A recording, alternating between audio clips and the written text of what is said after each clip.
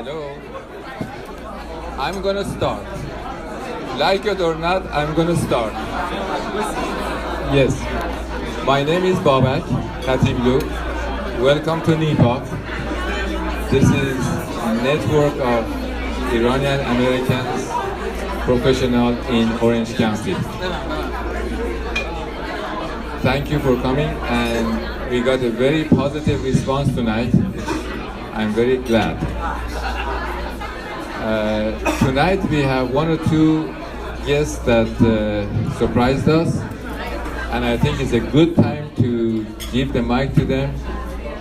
They're running for politics, for office, and this is a good time for them to have 2 minutes talk.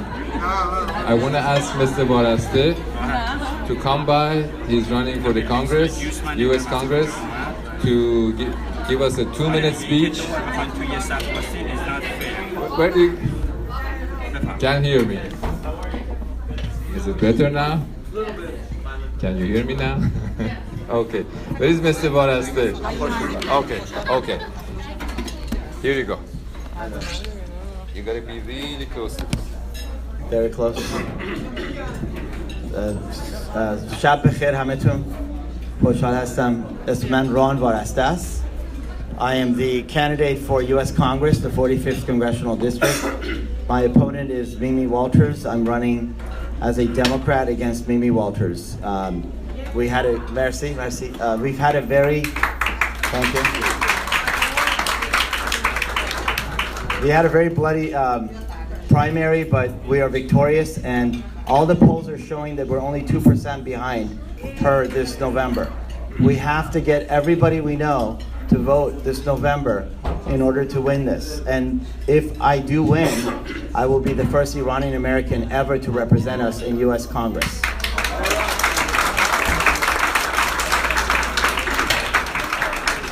Our cities and our districts, for those of you who don't know what district the 45th district is it starts with Anaheim Hills, Villa Park, East Orange, Tustin, Irvine, Laguna Woods, Lake Forest, Laguna Hills, Mission Viejo, Rancho Santa Margarita, Silverado Canyon, and Foothill Ranch. So it's a fairly large, and Coto de Caza. So anybody who lives in that district, or they know someone that does, Coto de Caza, please do, I urge you to please spread the word. We only have less than a month to win this election, and we do have a very viable possibility to do this. So thank you for your time, and please don't forget, we also have flyers in the front. If any of you want to get flyers, spread it to your friends, read about myself. Ron Varaste.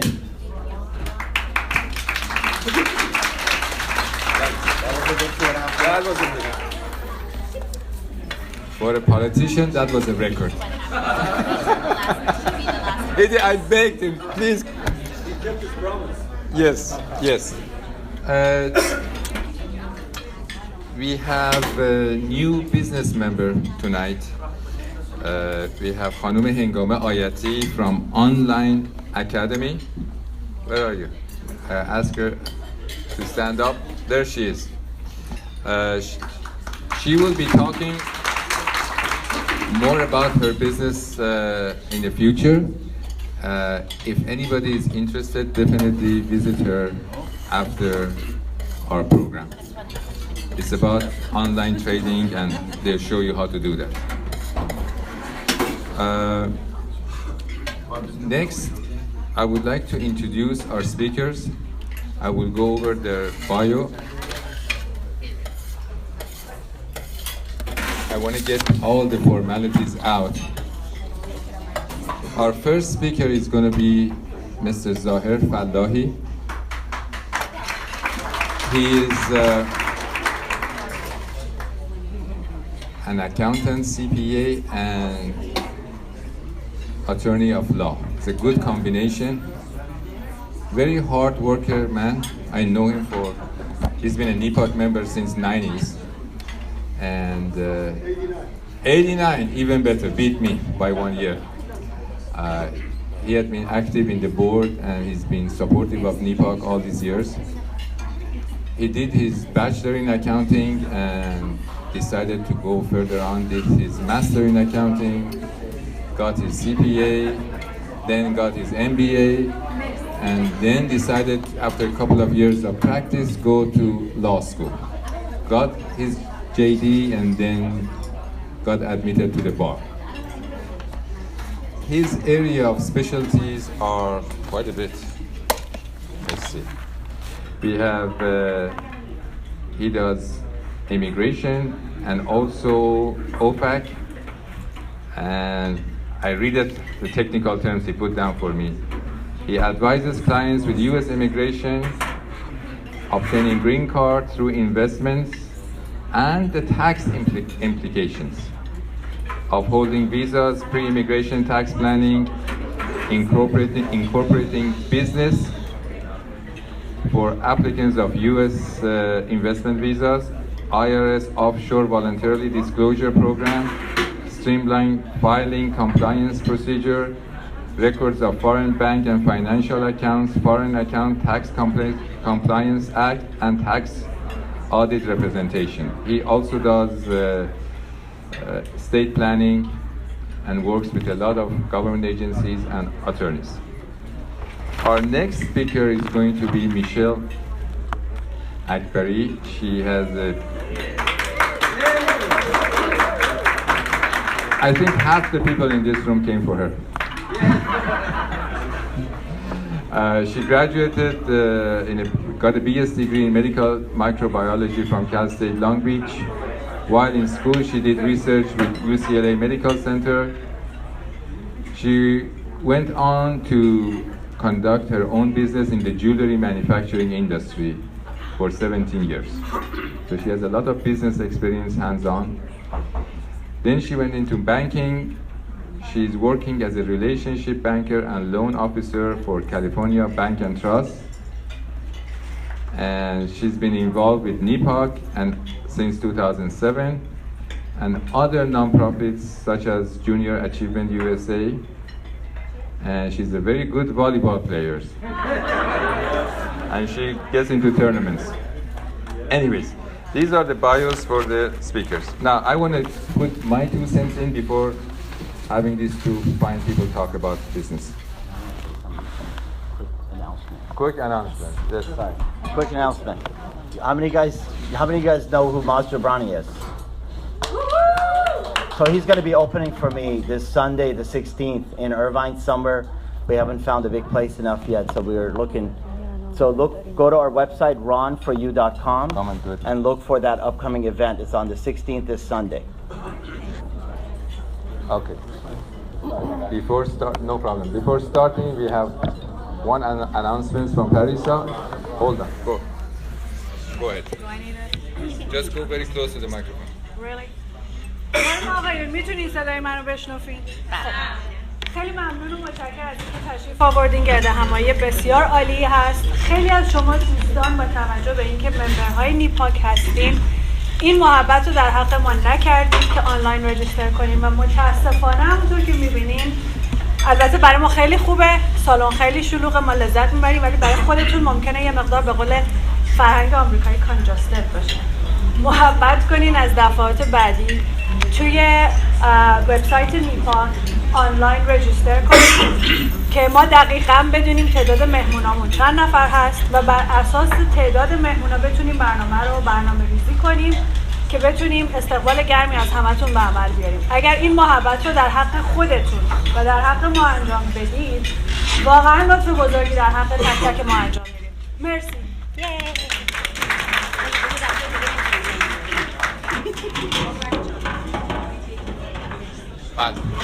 الان بیان. آخرین کامرشال قبل از شروع برنامه برای آقای دهیمی خواهد بود. ایشون استاد موزیک هستن، خیلی آشنایی دارن با کارشون و یه برنامه بسیار جالبی فاندیشن درست کردن، قراره بیان راجبشون صحبت بکنیم. آقای دهیمی بفرمایید.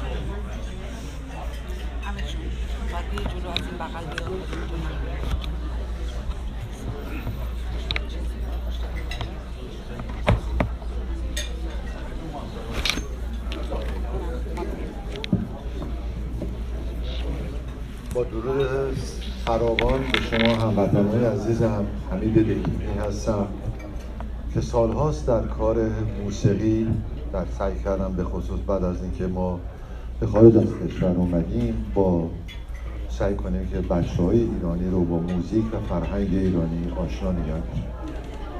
امشب دلم میخواد در مورد اکسپریانسی که خودم دارم با شما صحبت کنم و چون میدونم نیپاک همیشه واقعا یک دید خیر و خوب به خصوص در مورد ایران، فرهنگ ایران و کمک داشته، با تشکر از بابک عزیز و مهتاب عزیز، میشل عزیز، خواستم برای شما توضیح بدم که در مورد بیاند ویژن میوزیک فاندیشن، من روزی که خودم مدرسه میرفتم هیچ جا فکر نمیکردم که یک روزی موسیقی بتونه زندگی منو بچرخونه و برای من زندگی باشه با مشکلی که داشتم. ولی این میوزیک فاندیشن امروز سعی میکنه که به تمام نابینایان به طور رایگان موسیقی درس بده تا اینکه بتونن این افراد با موسیقی آشنا بشن و اونهایی که استعداد این مسئله رو دارن که بتونن واقعا از طریق موسیقی برای خودشون زندگی خودشون رو بچرخونن. خیلی فهم، چون به هر حال یک نابینا دارای مشکلات بسیار زیادیه که نمیتونه شاید مثلا حتی در یک گس استیشن کار بکنه و حتی نمیتونه شاید توی یک فروشگاه درست کار کنه. پس باید راههایی رو باشه که ما بتونیم کمک بکنیم که این مسئله رو به افراد نشون بدیم که واقعا زندگی هست. و حتی من برخورد میکنم با افراد مسن ایرانی که دارن به دلایل قند یا هر چیزی بیناییشون رو از دست میدن، ولی خود این برای اینا یه روحیه میده. من از شما تقاضا میکنم به هر نوعی که بتونیم، ما در 4 دسامبر دانشگاه UCI یه برنامه داریم که برنامه فاندریزینگ هستش که به هر حال هنرمندای خوب ما هستن و در ضمن در واقع همون خنده خودمون میشه در آمازون. و اگر که این وقتی برین روی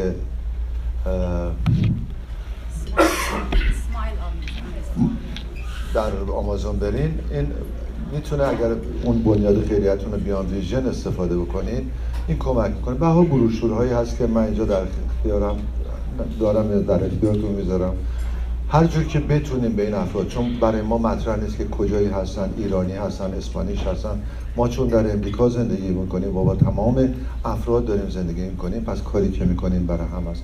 باز ممنون میشم که اگر واقعا نهایت دوتا داشته باشین، بخواین که مایل باشین بیزینسمن ها و کسانی که بیزینس دارن در اون شب اسپانسر بشن برای این مسئله، ممنون میشم که با من تماس بگیرن. و به هر حال بازم تشکر از همه شما که با محبت و عشق فراوان به صحبت‌های من گوش کردید. خیلی ممنونم ازتون.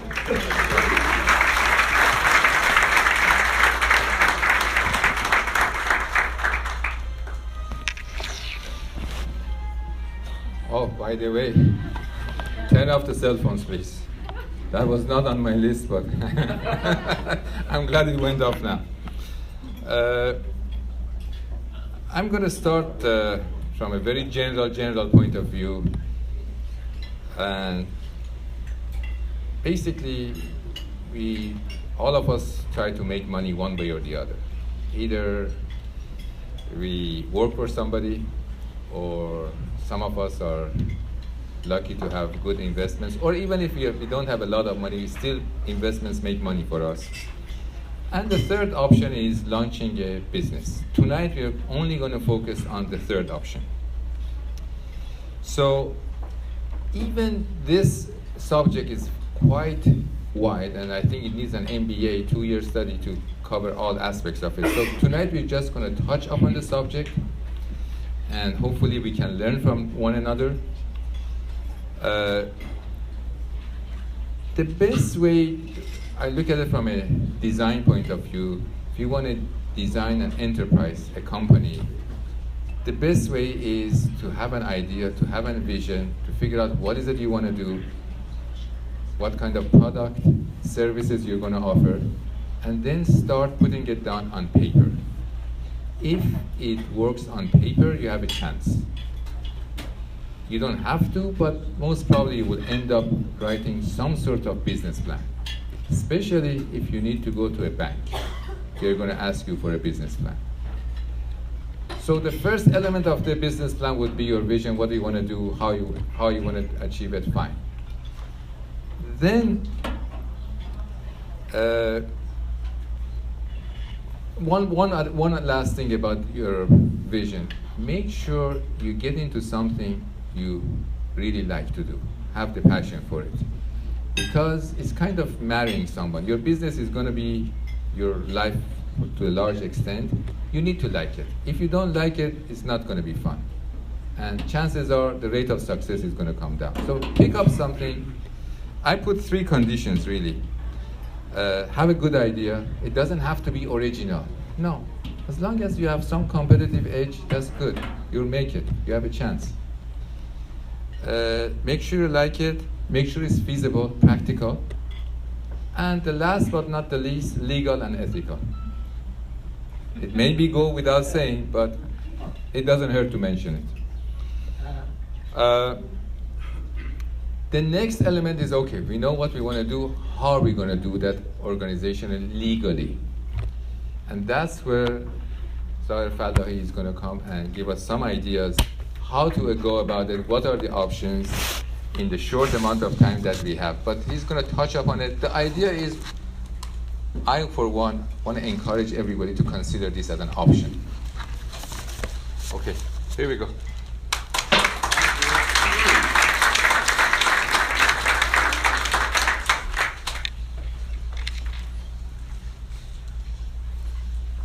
به نام خداوند جان و خرد که از این برتر اندیشه باید نگذرد توانا بود حق دانا بود ز دانش دل پیر برنا بود. من برای خودم یک آیینی دارم از 1989 موقعی که اومدم نیپال، موقعی که دیدم میتونم پارتیس رو قرار کنم، چون قبلا در محیط دانشگاهی یا سوسایتی پروفشنال بوده، برای خودم آیینی به وجود آوردم که هر وقت جلوی شنونده یا بیننده ایرانی قرار میگیرم، چون من برنامه رادیویی تلویزیونی داشتم، تلویزیون الان رو برنامه رادیویی دارم، همیشه برنامه رو به نام نامی ایران و برای بزرگداشت نیاکان خردگرای ایرانی به نام خرد و در این درگذر همیشه از بزرگمرد تاریخ کشورمون یعنی فردوسی بزرگ یاد میگیرم. اینی که خوندم این دیباچی شاهنامه فردوسی بود و 1989 اولین سخنرانی کردم در نیپال که اتفاقا همین کارو کردم، با دیباچی شاهنامه فردوسی شروع کردم. Now, how many people do not speak Farsi here? This is a democracy. This is a democracy, so you win. The introduction that I just gave, it was I basically recited the poem from Shahnameh, which is a masterpiece of one of the greatest Persian poets. It was ordinary in old Persia. Any events generally they used to start an event in the name of wisdom, God of wisdom. The name خداوند جان و خرد. In fact, when I went to law school, I met the dean used to teach property law, and every now and then he used to say that, how it is knowledge, how it is knowledge. He used to repeat that so many times. Once I approached him, I said, you know, Dean, you've been reciting Persian poetry. He said, how so? So I explained to this, and what I meant. Hold on, this is your microphone. Oh, is it? Yeah. Okay. For taping. Okay. Anyway, anybody who went to high school, elementary school in Iran, the word knowledge is power is on the cover of the educational books. So, of course, some people would think it's ironic, you know, when you're talking about wisdom, God of wisdom and all that, considering the situation which has been going on the last 30-some years, they might think it's kind of ironic, but it's true.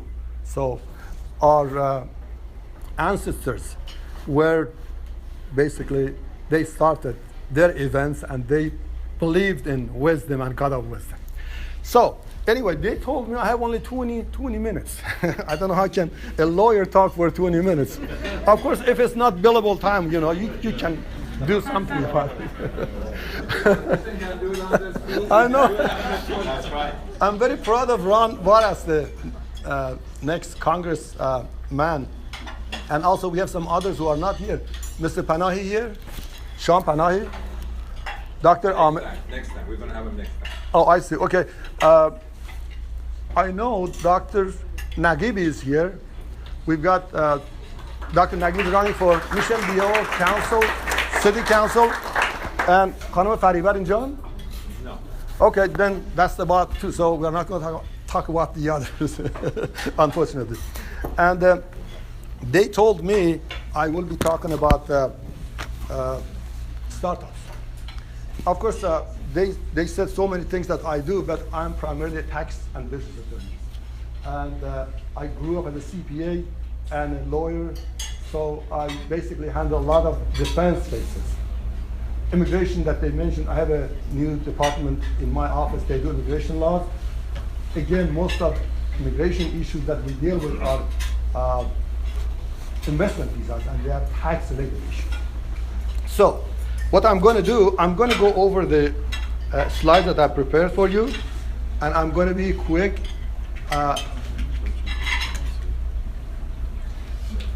Let me go to the beginning of it. Disclaimer, of course you know what disclaimer is, okay? Disclaimer is that it means that the highlights. Highlights in Farsi, if Saadi was here, would have said مجمل. سعدی میگفتش که تو خود حدیث مفصل بخوان از این مجمل. How can, I'm not going to talk about everything, but what's contained there, these are just some partial laws that I thought would be appropriate for people who start new business. So it means that this is the beginning of it and go after it. In fact, I'm going to talk, you need to seek legal advice. Okay? So it means that basically the advice here is not a specific advice. You are not getting legal or tax advice. You have to pay for that. You need to come see me. Overview. Basically, I'm going to do legal entities, incorporation, maintenance of them, and proper incorporation, proper maintenance, and common problems that I see in my practice. Piercing the veil is an important concept, and they asked me to talk about accounting and tax issues because I'm a CPA. I've been a CPA since 1983, actually. Most of you were not born, probably. And other considerations, you'll see what I'm talking about. Business entities, these are generally most of the forms used in running a business. Sole proprietorship, that's the simplest version of a business. Corporation, S corporation, limited liability company, limited partnership, limited liability partnership. This would be primarily for attorneys and CPAs, people like that. I have a little more information in my CPA website, zfcpa.com, has a little more info. If anybody interested, then you could go there and see that. And also, I have written an article. In fact, I'm going to finish it by the end of this week. American Bar Association is going to publish it, and it's got more comprehensive info, both from legal perspective and tax aspects of these organizations. So that's another thing. If somebody wants to take a look at this, I could give that link to NEPOC, and if you want to go to their website, you can see that. Another thing they asked me make this interactive. So let's do this. Whenever I finish one slide, I would like to take some questions. I do this at UCLA. I do lecturing, which lasts about 3.5 hours. I do this once every 2-3 months. And we do interactive. So any questions so far? No questions? Okay. Use the microphone. Can you use your microphone? Oh, is this the microphone? No, this one. Oh, that one, okay. Sorry. And you got to get close to it, very close to it. Oh. I'm sorry, what's the question? My name is Nima. My company is called ASAP Thunder. Recently, I opened up a corporation. I selected to be an S corporation. Now, I understand for an S corporation, you have to assign yourself your own salary. How do we determine what our salary is, and who can dictate whether or not that's a reasonable salary? Very good question, Nimajun. That is the $64,000 question.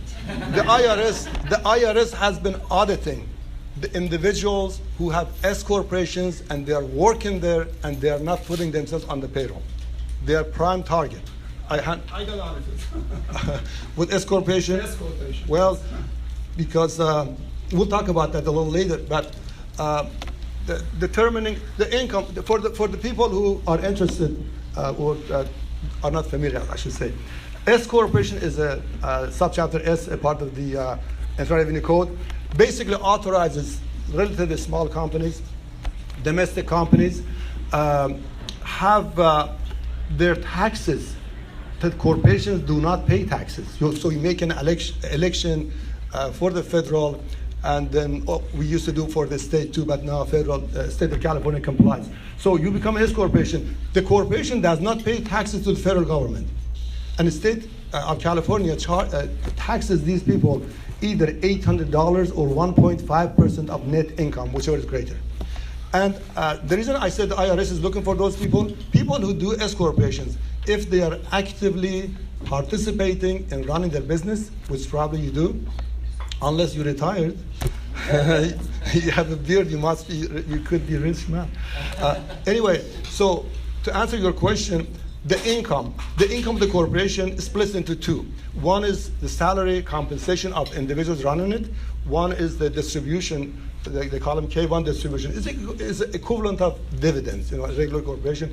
So we have to see what the word is. In law they say reasonable compensation, and you have to use totality of the circumstances. For instance, what kind of position is it? How much involvement do you have? What kind of skill do you have? For a comparable job, someone else, how much they would ask. There are so many other things like that. So I've seen that a few times. People who get audited, they come to see me, and I find out that they have not paid themselves salary. Okay? Keep the questions to the end. I want to I'm make sorry. sure you have the chance.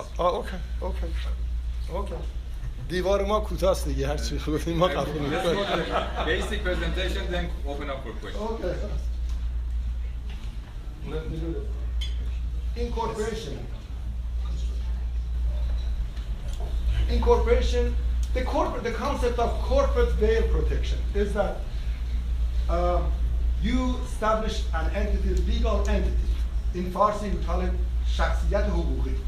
By doing this, you basically isolate yourself from the business, respect to the public. It means that tell the public, I'm a corporation, and you are dealing with the corporation, so you cannot sue me, in other words.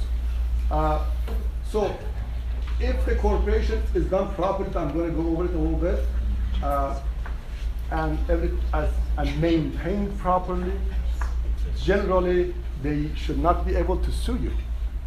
Exceptions are for malpractice of professional individuals like doctors, lawyers, dentists, engineers, some engineering, not all of engineering work, but some of them, architects. The professions, those are called professions. That's right. Very good. مهندس برسته. Okay, now we need to make sure that the corporation or LLC or LP, whatever it is, established by a professional person. And the reason for that is I see a lot of problems with this. In the next page, I'm going to talk about that. Articles of incorporation is not sufficient. You need to have articles of incorporation. But sometimes articles of incorporation are seen that are not even for this organization. For instance, I've seen a medical doctor coming to see me, and he's been audited or sued. And I say, okay, doctor, give me the corporate kit. So they give me that burgundy or dark little kit they have. And I noticed that the individual who incorporated this, neither an accountant nor a lawyer, none of the above, incorporated, apparently borrowed articles of incorporation from someone else. So, Copy and paste. I'm sorry? Copy and paste. is a lot cheaper than hiring a professional. Right, but there's a problem with that.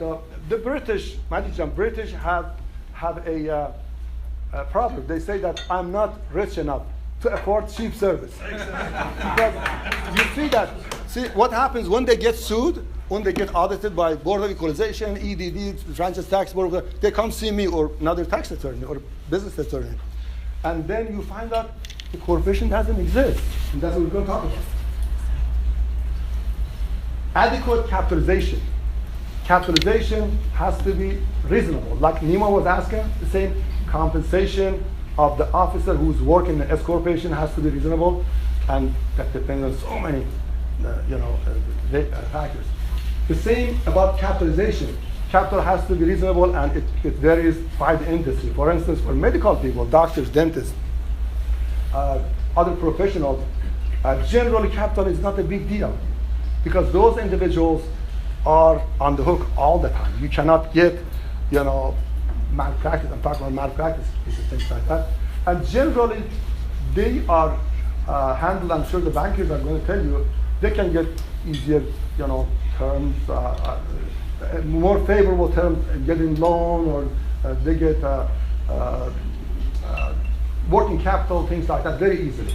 So, but the issue is that when you deal with situation that corporation actually has to apply for line of credit or writing major contracts, signing major contracts or doing a lot of things, going under through major legal obligation. If the corporation is maintained properly, if the corporation corporation goes under, something goes wrong, those people, they lose the money that they lent, a lot of credit, the individual use, because individual is isolated from the business. So they have to make sure there's adequate capitalization. That's why a lot of firms, they require financial statements, certified, or at least reviewed, something to that effect.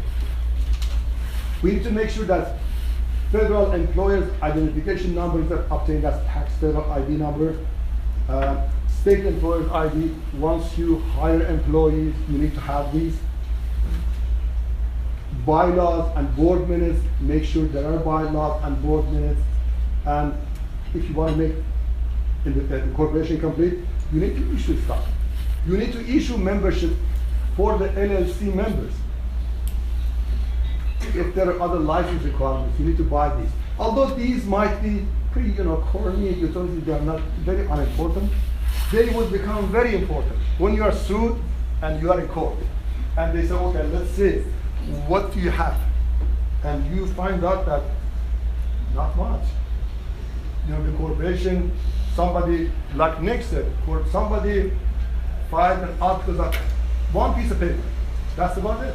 Once I was visiting a client in Los Angeles, and he had two of these binders sitting on the counter over here, and he was very busy. He was going back and forth and said, Mr. Falahi, I'm protected. But let me take care of this guy. And he did all that, so I had to leave. I said, why don't you come see me in Los Angeles office? And he came, and he opened up. They had incorporated, they had filed articles of incorporation. They had given them can corporate kit. Nothing had been executed. Those things do not fly in court. You cannot do anything. In other words, you are doomed to lose a case in court. Okay, let's see. So we need to make sure that we have a separate bank account. We do not do commingling. Commingling is that you think that the corporation is your another pocket. You need to take money from here, put it there. You pay your mortgage from the corporation. It's just very simple. If the other lawyer on the other side finds one payment of mortgage, here is your honor.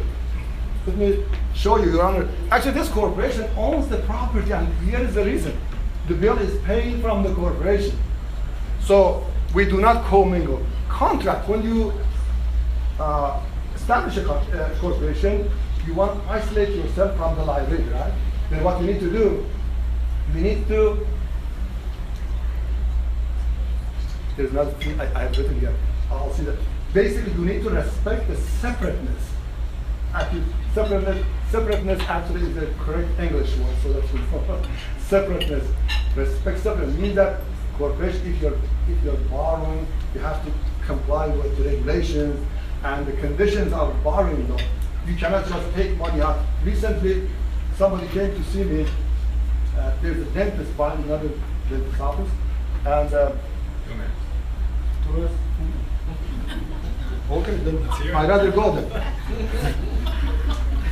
We make sure contracts are in the name of the corporation, purchases are in the name of the corporation, employees are hired by the corporation. State law compliance, you need to make sure you comply with the state law. In other words, whatever is required, you must do that. Malpractice for professionals like doctors and lawyers and CPAs included, and as I said, owners, holders of or owners of professional licenses. Corporate veil protection does not apply to malpractice. So doctors, even their corporations, they must have liability insurance in addition to meeting all the requirements. Problems I see. Here, Nick, problems I see.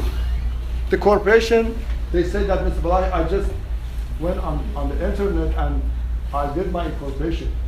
And of course, these people are very smart. When they incorporate, they give you the kit.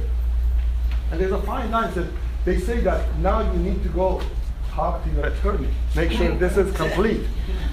A lot of people do not see that until they get audited or they get sued and they come see me. Okay, I've seen a lot of corporations are done by individuals who are not lawyers. That's called unauthorized practice of law, and it's illegal. In fact, there is a major discussion going on at the California CPAs listserv.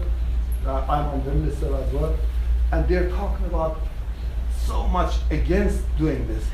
I have helped several CPAs who have been sued on malpractice cases, and when I meet with them, some of the things they are doing is this: they are incorporating. A CPA is not trained. I'm a CPA. Although 25% of CPA exam is the corporate law, but we are not authorized. We are not trained to do incorporation. One more minute, he said, okay. Now the problem is that some doctor incorporates. I've seen this so many times. My doctor, who's a cousin, my cousin is a doctor in Utah, he incorporated. I said, what kind of doctor is he? And he's a medical doctor. I've seen doctor of psychology, psychiatry, PhD in economics, they incorporate. I love my CPA, or I love my lawyer. I said, well, that's great. Actually, you know, I know we're lovable people. I'm both CPA and lawyer, so I'm doubly lovely. But I had an Egyptian client yesterday. He said, I love my CPA. CPA also is from Egypt. But you know, Mr. Falai, he's not strong enough. He's not aggressive enough. But I love him. I said, that's great. So I'm representing him. You lost the case. Now I'm appealing the case, basically. Separateness was not respected. That's what I said. Don't think that this is corporations and other pocket of yours. I see this a lot. Somebody buys a pizza shop and there's a problem, and then they bring me, I see the contract of sale. I said, wait a minute. Who wrote this? Oh, I did not pay actually for that. What happened? The seller's attorney drafted that for me for free.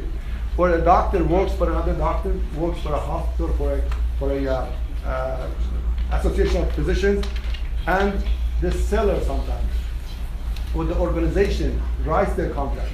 Those people should retain independent lawyers to review their contracts. Okay. Let's give Let me just tell you this. Okay.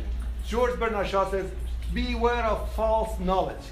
It's more dangerous than ignorance. Oh, that's very true. Another thing I was going to say that actually Bob covered this. I was going to talk about this. As a business person, you are supposed to act in good faith and fair dealing, and act with integrity. Integrity, some people say, is something that you do when nobody's watching. Don't profit at all costs. Social responsibility. You have to basically consider yourself a member of the whole society. So I'm going to stop right here. Yeah, I'm good. Yeah. Any questions? Have a seat here. I'm going to put the thing up. Turn it up. Oh, turn it up.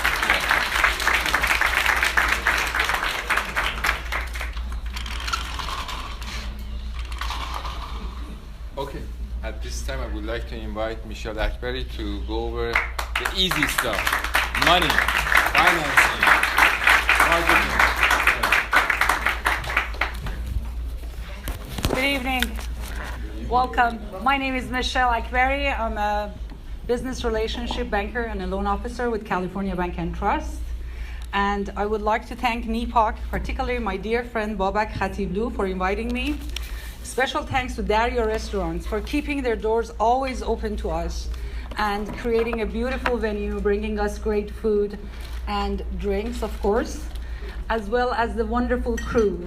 Lolis, my beautiful lady, and the rest of the crowd.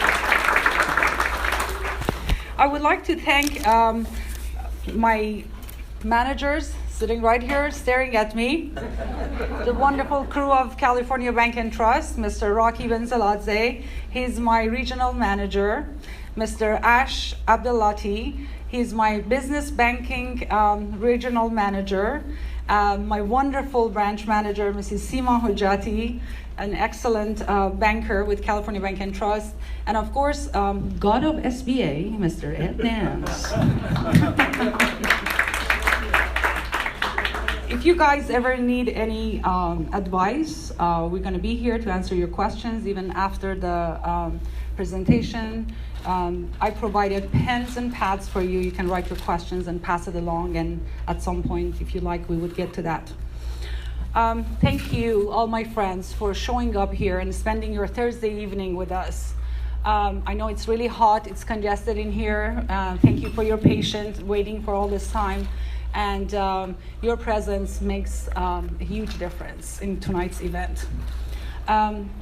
Any questions so far? Are we having fun? Yes. Are we ready? Yes. Are we excited? Yes. Great.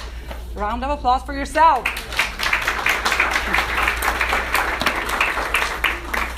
I know I am very excited. My apology if I sound somehow goofy, but that's for those of you that don't know me well, this is who I am. This is my nature. Tonight we're talking about writing a business plan. As I was searching and getting prepared for tonight's presentation, first of all, I am tall and this thing is really short, so I'm going to be hunching down. So if you can you hear me well without the microphone? Perfect.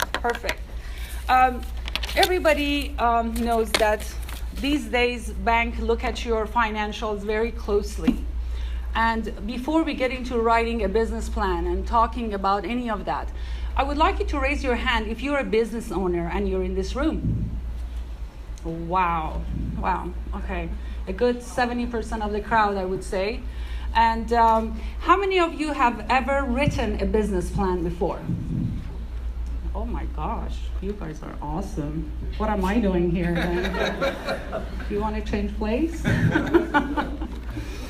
As you may know, writing a business plan used to be extremely expensive. Years ago, when of course I was not born, it used to cost you about $5,000. A couple of decades ago, it costed about $1,500. Now these days, by a touch of a key, going to internet and searching up, you can easily find a template for less than $20, and you can just follow it based on the business that you have, and you can create the most beautiful business plan. It tells you all about, you can basically just search it up and you find all the answers right there. Before we get to actual writing a business plan, there are a few points that as a bank and a financial institution, the things that a financial institution actually looks at, there are a few criteria that you need to meet. One most important criteria is the character. We look at the character of the person who's coming to the bank and asking for a loan. As part of my job, I know that Seema will kill me if I just go ahead and just submit any application. I have to literally interview my client. I have to know ins and outs of their business. So you have to start with a letterhead. On the letterhead, you will include that who you are, what kind of a business you have, what is your product and the service that you're providing, and know your market, that who are you serving. Are you concentrating toward a certain age group of people? Is this a product that anybody with any gender, any race, any country can use? And basically studying all of that is extremely important to put it down on your letterhead. Including with that letterhead would be an application. The loan application that you pick up for any reason, either you want a business line of credit, business loan, commercial loan, it's extremely important that you complete it as much as possible. One of the things that bankers and lenders do not like to see is empty spaces. Do not leave any information or any space blank. If you don't know what to put down, you need to ask your CPA, where is Zohar? There you go. You pick up the phone and you say, hey, they're asking me for this. What is it? What is the number? He should know the number and he'll tell you. You can ask your bookkeeper, your accountant, your partner in the business. Sometimes there are a couple of people in the same business and one person is in charge of the finances. Ask them questions. Pick up the phone and fill it out correctly. Do not leave anything open. Unless, if it doesn't apply to your business, if it's not applicable, just put NA. And make sure not to drink coffee while you're doing that. Don't leave any stain on your paper, please. One other factor that we take a look at is the capacity of the business. It means that how much leverage can you have? As a business owner, what is the cash flow coming in? What's the cash flow going out? And if the money coming in and can basically be less, if you're basically your leverage is about 40%, you're in a good place. I know sometimes we make some exceptions, but as a rule of thumb, 40% would be a good place to start. The next thing that we take a look at is the capital. As a lender, we would like to know that how much of your own capital is involved in this business. How much are you willing to stick your neck out? And if I see that you've already put your money in the business, then as a lender, we look at it. I mean, we give more possibility as far as, basically reviewing your application and try to match it. Furthermore, we look to see how much more are you willing to participate in this. Yes? You actually touched on my question. What is there like a percentage of your estimated startup cost that you should be investing yourself? That's a good question for Ed, probably. Usually for every dollar you put in, the bank will do 2. So 1 to 2. So it's 33% typically. Okay, thank you. Welcome. Thank you, Ed. The next thing that we look at it is the collateral. Sometimes the cash flow is not completely there. We don't see enough cash flow. So we look at the other things to use as a cross collateral. That can be any of the investment that you have: stocks, bonds, real estate, cash. Of course, always is the king. And also it can be your account receivables. We do take a look at your account receivable very closely, and we do lend actually based on account receivable as well. So we can always consider that. When you have all these, one more thing is the condition. Basically, if you have a business that is recession-proof, when you look at the businesses that you see during the recession, they're still doing good. Food industry, restaurants, they're doing great. And medical buildings, they're always doing great. Auto body shops, they're always doing great. So think about your business. Before you actually establishing any business, think what you want to do. As Babak said, it's great, to have passion and start a business that you really like, but also take a look at the practicality of it, because you're investing a lot of time and money in here. And you have to make sure that this is a business that's going to last you long and will bring you the profit that you want.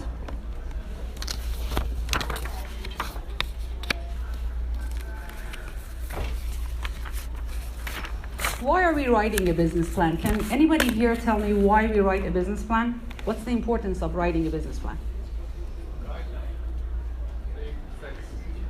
I can't hear you. So you can succeed. Have a clear vision. Have a clear vision. Very nice. Michelle, Yes. to let the banker know that you're qualified and know your business. There you go. There you go. There you go. There you go. When you write a business plan, you have to be extremely clear on specific headings that I'm going to touch. Basically, you have to see a business plan helps you evaluate the feasibility of a new business idea in an objective, critical, and unemotional way. So keep the emotion out of it. Don't say that, oh, this is my business, you know, I know it very well and it's going to do great because I think it's great. A lot of times, the great business that's in your head is just an idea. And bank won't give you any money for idea. You have to put it to use. You have to basically show that it brings you some money, show profitability, and numbers ultimately speaks. So really think about it. Yeah. There are 3 different parts on writing a business plan. When you outline your business plan, on the cover sheet, you write about the business name, address, phone number, and principals. You list them all. And then you talk about the executive summary or statement of purpose. This is basically looking at it, look at the business plan as a resume for your business. When you want to go and apply for a job, you start with writing a resume, then you go for an interview. It's pretty much the same exact thing.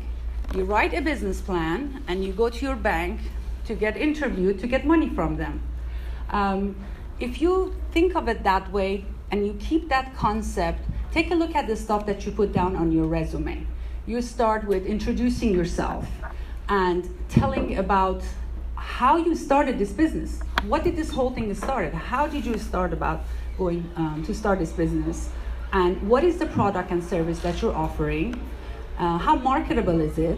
Is it going to be something that they call it Chinese syndrome, which means that I have an idea and I think if this idea is going to work, you know, the whole crowd in China, they're going to buy and I'll be a billionaire, you know. And that is extremely wrong. You have to be very practical and the numbers have to make sense. Do not over-exaggerate and do not base your numbers on the dreams that you have. We recently had a case that Rocky and I worked on together. It was a company that they asked for $7 million loan, equipment loan, to purchase trucks for the company. And they also wanted a $3 million business line of credit. When Rocky asked me to crunch the numbers and the number that we came out, the maximum amount that the company could afford was only $300,000. So you see, everything looked great. You know, they had a lot of papers. I literally had to drive to downtown Los Angeles to pick up a truck of papers, bring it back and go over them. And at the end of the day, you know, the numbers that they had, they were just imaginary numbers. So be very reasonable when you think about that.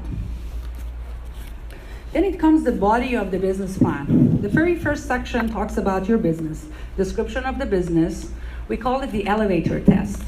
Elevator test is, if you get into the elevator, by the time you go from the lobby to the 5th floor, how well can you explain and describe your business? If you can do that, if you have a clear vision of that, this is great. So I want to see some hands to see if you guys can give me your elevator test on explaining your business. Mr. Aziz, please. Esco Quick, we are the third party between the buyer and the seller. Beautiful, beautiful, down to the point, down to the point. I saw another hand. Go ahead. So, ASAP funder.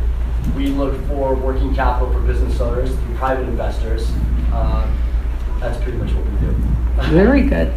Anybody else have any clear idea of all those business hands? Yes, go ahead, please. Digital marketing, web design, photography, video production, branding. Beautiful, beautiful. Anybody else? Go ahead. Picture design, event planning, interior design, and home furnishings. Matters. Great. I saw another hand here. Yes, go ahead. We do service management. So we make sure business and IT working hand to hand to achieve the objectives. Beautiful. Very clear, down to the point. So work on that. For those who did not raise your hand, go ahead and write this thing down tonight. That what is it that your business is doing? 5 minutes? I'll be very quick. Then it's product and service that we talked about. You have to be basically differentiating yourself by focusing on the product. How is it that you are different than your competition? A lot of times people say on the business plan that we have no competition. That is the worst thing that you can basically like shooting yourself in the foot when you say that. There's always a competition out there. If you have an idea or a business that never been there before, I mean, you're among the 1 in a zillion people that have that idea. But remember, it is only idea. Competition is great. Actually, in a business plan, when you put down that you have competition and you list them, for example, if you're in a fast food business, you want to open, mom and pop fast food business, write down your competitions, in and out. My best friend. Well, habit is beating them, so. It's great to know that who your competitions are. Have a marketing plan. How will products be packaged? Talk about the specifics. Let us know, because we're sitting in the office and we're just taking a look at your story and your resume, basically, and you have to be very detailed as far as how your marketing plan is. Your location, as we know, location. It's very important for the type of a business that you have. How accessible are you? Is your business a business that needs a foot traffic?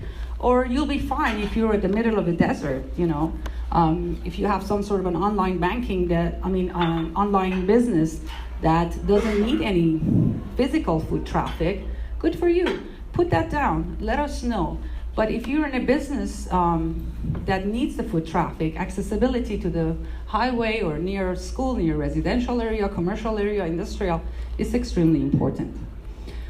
Management and operation. Definitely include that who's running the business. Write us the resume of the principals and what role they have. Who reports to whom? It's extremely important. Talk about your personnel, your ability to recruit, train, and retrain. It talks about the skills that you're looking in your employment. When you want to hire somebody, what type of skills are you looking for? Include that in your business plan. Application and effect of loan or investment. What rate of returns is possible for the investor, if that's what you're looking for. The second section is the financial data. It's the most boring section and it needs a lot of numbers. Your projected financial statements. The quality of your projection depends on the accuracy of the assumptions. That's where I talked about not over-exaggerating the numbers. Your income statement, cash flow statements, balance sheet, assumptions to projected financial statements, and break-even analysis, sources and uses of funds. And the third part is where you turn in all the documents that Zahir was talking earlier about your corporation, your LLC, and your tax returns. It's important to have a complete tax returns. It's sad sometimes, as a banker, I learned all of these, of course, in banking. When we ask a business owner for a tax return, and they send so many random papers and they pick and choose, and every time we have to ask, please send us a complete package, include your K1s, your Schedule E, your Schedule C. These are all important when you own a business. That's the main frame of the business plan writing. And if you have any, I don't know how, am Let's I open done? up to the questions. Yeah, Question I and think it's the best time to see if anybody has any questions, and we can answer your questions. Yes, please. You talked about accepting a business plan for the loan. Mm-hmm. How do you decide about interest? About interest? Yeah. How do we decide about the interest? So different financial organizations have different pricing models, but we can speak to kind of how we do it at California Bank and Trust. And more progressive banks will do this type of model. We call it a relationship pricing. So we have guidelines what we charge on a, say, commercial real estate loan or revolving line of credit or mortgage rate. You know, basically these are the guidelines that you can see based on LIBOR or prime, etc. But if you have a relationship with a bank, let's say you have your operating funds with them, you have merchant services, you have personal account, banks tend to do more liberal pricing for those types of clients. So I'm a banker and I'm biased, I get that, but I think it's incredibly important to establish that relationship with the bank, because when you do need to lean on them for a better pricing, that's what gives you the leverage. Exactly. That is why our bank, particularly, we encourage people to have a relationship with the bank. It just gives you a better chance of us, taking a look at more seriously. Let's put it this way: if you already have established a business with us, I know you in a personal level. I come to your office. I see your manufacturing operation. I talk to your accountant. I see everybody that works there. I see your transactions. I see the habits that you have in your spending. All of these will help to make a decision when it comes down to giving a loan. That relationship is extremely important. Sure. Yes. When Michelle asked me or told me she was going to be speaking, the one thing I think everybody should look at, no business, or people don't, when they start up a business, they forget about the sales. The sales aspect of any business, you could have the best product in the world, but if you can't sell that product or know how to sell the product, you will be out of business. I've never seen a business that had people waiting to buy their product go out of business. You've got to be able to, in your business plan, tell how you're going to make your sales. Is it going to be online? Is it going to be through advertising, phone book advertising? Is it going to be through word of mouth? How much money are you going to spend on paperwork, radio, TV, whatever it is that you're going to use for your product? If you don't know how your sales are going to be made, you ought to stop. If it takes you months and months and months to figure that out, it's time well spent. People go out of business, they spend their life savings on starting up a business and they don't know how to sell their product. And if someone were to ask me, what do I need to do to run a successful small business? Learn how to sell your product or your service. Thank you. Yes, go ahead. Michelle, your presentation's been excellent, but I have one quick question for Mr. Falahi. Yes, sir. When it comes to incorporating, what's your opinion on services like LegalZoom? They are very smart. That's why I said that the fine line, they say you need to meet with your lawyer and complete that. They say we are not lawyers. They do not render legal services. They do some of the standard stuff, and you need a lawyer to adapt that, make it So you wouldn't recommend going through LegalZoom or like computer software that provides certain types of... If you want to go to law school and learn all the nuances of law, sure. Let me ask further question. Would you save by starting with LegalZoom and then see an attorney? Would you save? I never do that because a lot of people they come to me. I even charge them. I give them credit maybe for $100. Right. But sometimes if they worsen things, they use things terrible. I have to undo some of those things. And then I charge them more than what I originally would charge. I have to undo some of the wrongdoings. And if I may add to that, as a bank, when we receive the financials, we would like to see it to be prepared by a CPA. Not that we disregard, any other type, LegalZoom, nothing against them, but it is just gives you more, I think, leverage and more chance of getting your loan application looked at when it's CPA prepared. Yeah. Because now they're responsible, so we can go and sue them, not you. You mean lawyer? Talking about Incorporation Act, there's a distinction that I brought after you. So, some of the problems that in fact I do when I assist some of the other councils or people who have been sued for malpractice, sometimes for or sometimes against. Right now I'm testifying against an attorney in Los Angeles who has done a terrible work for someone in San Francisco. So when I assist on the other side, the CPA, I noticed they've done some terrible things. As I said, although 25% of the CPA exam in corporate law, but they shall not practice law. It's called unauthorized practice of law. You want to make sure that I always tell the CPAs, because I teach a lot of seminars, MCLE, continuing education, and for lawyers. I tell them, you are not supposed to practice law because when you go to court, 100% sure you are going to lose. In fact, you want to make sure that you are authorized to do this service. Call your carrier, not practice. Can I do this? And whatever they say, go. Go ahead, please.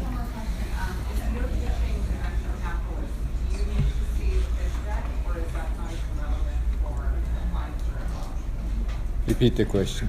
Repeat the question, please. We can barely hear you. I was asking if you're pitching to VC firms, does the bank need to see the pitch deck for the VCs? When you deal with SBA, we can't deal with venture capitalists, so we don't get involved. Rocky may get involved. So VCs, if you're pitching to VCs, my understanding is that they would look for investing in your business, usually cash. Private equities, they'll probably look at some kind of a own cash versus financing through a financial organization. So in that case, banking will get involved. But with VCs, it's mostly cash out of pocket for them. Right, but as part of the bank application, I wouldn't have to share with people that. Not relevant. No. Okay, that's all I wanted to know. Yeah, very few people can really have a business that's eligible or that they would be looking at. Sometimes the best venture capitalist is your parents or a family member. Usually, I said usually. Okay, thank you. Any other questions? Yes, please. Does the business plan have to address the return on investment, and what kind of return on investment bank likes to see? What type of returns would you like to see, Ash? What type of loan are you looking for? What type of? Yeah, how much of a loan are you looking for? It has to be able to pay the loan back. I think every business plan should also come with a budget, and your budget will kind of tell you what your expected sales are, what your expected expenses are, what your returns should be on that. So it depends on the case. Yeah. Any other questions? No. Great. I guess one thing I would add is bankers are willing to help whether you can qualify for a loan or not, and good bankers will provide that guidance and consultation. I'm amazed how many people do not take advantage of that opportunity. Where find good bankers, there are a lot of great organizations out there, sit down with them, and even if you're not approved or cannot be approved in something, the good ones will continue to work with you. So it's a wonderful opportunity. Exactly. And that is actually one of the things I wanted to talk about also is the fact that when we talk about a relationship, it's not only a matter of how much money you're bringing to the bank, it's your personal relationship with the banker. We are basically on your side. We are your advocate. We have the money and we want to give it away. Therefore, if there is anything that a banker can do to help you and bring you in line with that, that is why I get paid, to go and meet my clients and address their needs and understand the business, so I can put them to the right path and recommend whatever is necessary for their business. Thank you, Rocky. Thank you very much.